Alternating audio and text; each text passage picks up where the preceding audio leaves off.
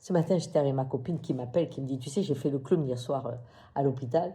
Et franchement, je leur ai dit, je transgresse. Hein, je maintiens de la culture et de l'humour dans cette situation. Vraiment, j'ai bien aimé ta vidéo hier. Et en l'entendant parler, tout d'un coup, mon esprit s'est évadé. Elle me dit, t'es là? J'ai dit, oui, oui, mais tu sais, tu me fais penser à quelque chose.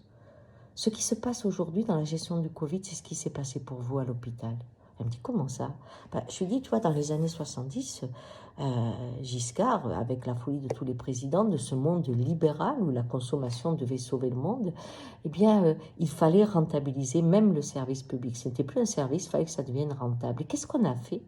On a mis des gens dans des bureaux, et de plus en plus nombreux, qui n'ont pas cessé de réfléchir comment améliorer le service pour qu'il devienne rentable. Et pour ça, eh bien, il fallait modéliser l'acte parfait, par exemple. Combien de temps on met pour une prise de sang, combien de temps on met pour combien de chambres. Alors, tous ceux qui faisaient des rapports, analysaient ces rapports et regardaient comment on pouvait optimiser la fonction.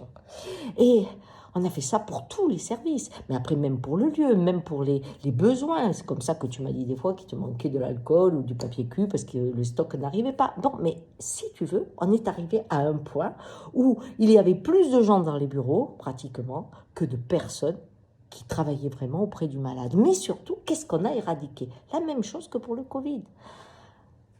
L'infirmière qui tient la main de quelqu'un qui souffre trop, qui veut passer 5-10 minutes, interdit aujourd'hui, ça rapporte pas, et puis elle est calculée sur son temps, donc elle ne peut pas le faire. Celle qui parlait avec celui qui avait besoin ou celle qui avait besoin de se confier, des fois c'est des situations difficiles que l'on traverse quand on est malade, elles amènent à l'esprit des secrets.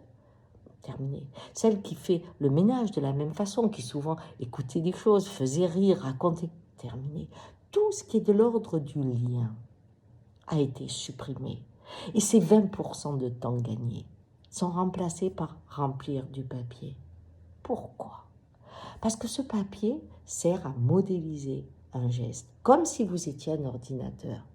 On modélise l'individu. Et à l'intérieur de ces gestes mécaniques, de cette course au temps et à la tâche, réside un être humain qui n'a plus le droit de s'exprimer. Voilà la réalité, tu vois. Je lui ai dit, on a fait ça avec tout.